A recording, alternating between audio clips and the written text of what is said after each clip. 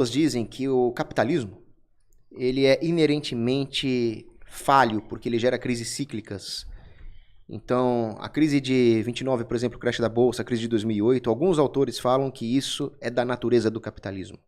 O próprio Karl Marx, por exemplo, ele falava que o capitalismo vai tender a certos monopólios e cada vez mais você vai ter menos empregadores e mais empregados, a ponto de criar um exército de mão de obra de reserva, aquela coisa toda. Ao passo que outros autores, aqueles que eu defendo da escola austríaca, eles vão dizer que essas crises do capitalismo, na verdade, né, crises da economia, como 1929, 2008, elas não são crises do capitalismo, não são culpa do livre mercado, mas elas seriam culpa da emissão de moeda sem lastro. E que essa emissão de moeda sem lastro só vai acontecer porque existe um banco central.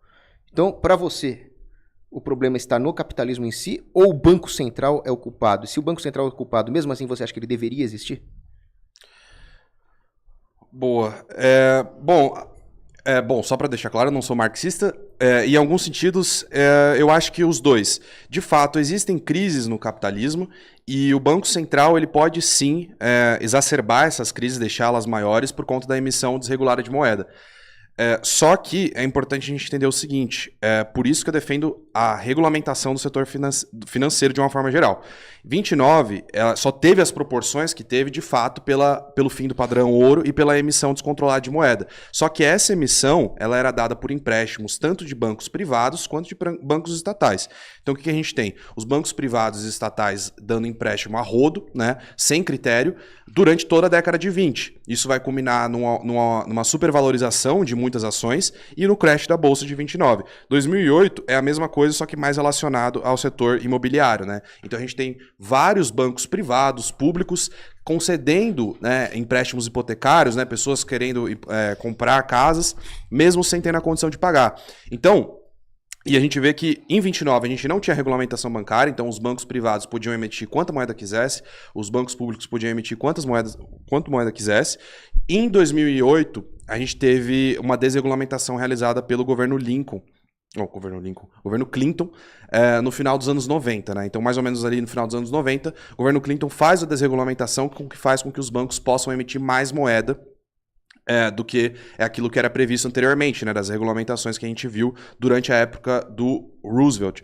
Então, a gente tem, primeiro, a falta de regulamentação em 29, a gente tem a regulamentação do Roosevelt lá nos anos 30, que regulamenta o setor bancário, que faz com que tanto os bancos públicos quanto privados limitem a sua emissão de moeda, né, via crédito, e depois a gente tem a desregulamentação do Clinton, que faz com que gere a crise de 2008. Então, antes disso, a gente já teve várias outras crises. As crises econômicas não são inerentes ao capitalismo. A gente teve crise no Império Romano, né?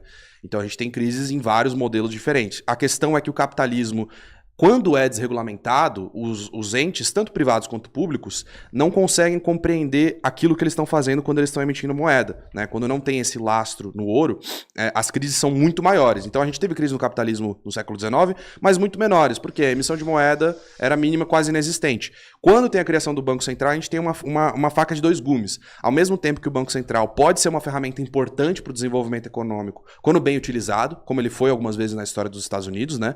Para setores muito específicos, de forma muito pontual, ou ele pode ser utilizado como crédito fácil, né? Que pode gerar uma crise nas proporções de 29, que foi regulamentada durante a era keynesiana, né, a era de ouro do capitalismo, e posteriormente desregulamentada no governo Clinton, lá durante a época neoliberal, e a gente vê de novo esse movimento. Hoje, de novo, a gente teve regulamentações. Cabe a gente esperar para ver se elas vão ser seguidas, né, essa emissão de moeda não seja descontrolada tanto do público quanto do privado, ou se a gente vai ter novas desregulamentações que faz com que os bancos cedam crédito a rodo, né? Então, isso faz com que geram essas crises posteriormente inflacionárias. O qual você pode usar até 5, tá? Você tem 4, mas tinha sobrado mais de um, você pode usar até 5. Olha, eu fiquei positivamente surpreso com a posição do Loconte sobre o lastro em ouro, porque realmente o ouro tem características anticíclicas e disciplinadoras do sistema bancário. E eu fiquei positivamente surpreso também pelo Loconte concordar comigo de que não existe uma inerência de crises no capitalismo. Então, o capitalismo seria o quê? O livre mercado, a interação voluntária entre as pessoas, não tem porquê isso da crise. Porque se um empresário está produzindo alguma coisa demais ou investindo errado, ele vai sofrer particularmente a punição dos mecanismos de lucro e prejuízo, sem que isso interfira de forma sistêmica no mercado. Agora, o que eu vou discordar do Loconte? Eu vou discordar dele no tocante à necessidade de uma regulação do sistema financeiro, porque para mim essas crises econômicas foram causadas pela regulação, não pela desregulação. Então, exemplo, ele citou a crise de 2008, que foi uma crise do subprime, e citou ainda que o Bill Clinton tinha feito uma desregulamentação do setor bancário. Só que o que o Bill Clinton fez não foi uma desregulamentação, foi uma autorização para os bancos cometerem fraude. O que o Bill Clinton fez foi reduzir o compulsório dos bancos, ou seja, permitir que os bancos criem mais crédito a partir do nada, sem lastro, sendo que a função do Banco Central era encorajar essa indisciplina, essa insolvência permanente do setor bancário, porque ele funciona como um emprestador de última instância. Então, por causa da existência do Banco Central, é que as grandes crises começaram a acontecer. O Federal Reserve foi criado em 1913. Entre 1880 e 1913, houve uma expansão brutal dos bancos não nacionais, que eram bancos privados, caixas econômicas, bancos de governos locais, que era um sistema bancário extremamente pulverizado. Eles saíram de quase nada para dominar 75% do mercado, 75% de market share do setor bancário. Esse sistema pulverizado, ele era altamente disciplinado, porque se um banco emitia crédito sem lastro e ficava em insolvência, ele quebrava, porque aí os detentores daquelas notas iam querer redimir aquelas notas em moeda real, que seria o padrão ouro. Então, a concorrência entre os bancos impedia uma inflação permanente como existe hoje. Quando se cria o Federal Reserve, em 1913, e a história da criação do Federal Reserve é tenebrosa, é filme de terror. Depois nós podemos entrar num outro podcast, podemos falar sobre isso.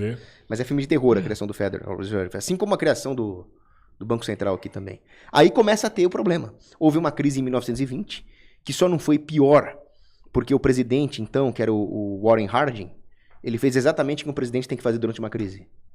Nada. Então a crise se resolveu em pouco tempo. Quando veio a crise de 29, o Roosevelt fez o New Deal, aí teve a Grande Depressão. E não parou mais. Bancos centrais geram crises e mal investimentos permanentemente, porque eles dissociam a moeda da produção real. Em 2008, o que aconteceu? O setor hipotecário estava inflado por causa do excesso de liquidez e de crédito. E por que tinha um excesso de liquidez e de crédito? Por causa do Banco Central. O Banco Central garante o socorro aos bancos que estão insolventes, emprestando dinheiro à torto e à direito. O Banco Central permite a manutenção de linhas de crédito públicas subsidiadas por causa do controle de juros. Eles baixam os juros artificialmente. E aí dá a impressão de que a poupança real na economia é abundante, quando na verdade não é. Aí o pessoal investe em coisas que no final não vão dar retorno. Um monte de investimento imobiliário que se mostrou ruim. E para complicar, ainda tinha securitizadoras que compravam e vendiam ativos tóxicos baseados nessa dívida, sendo que não havia uma alavancagem financeira gigantesca, mas não tinha bens reais na economia para justificar uma demanda efetiva por esses imóveis. De onde vem todo esse desarranjo? Vem do Banco Central. O Banco Central, ele é uma bomba atômica de destruição econômica. Loconte, última pergunta dessa rodada aí. Boa.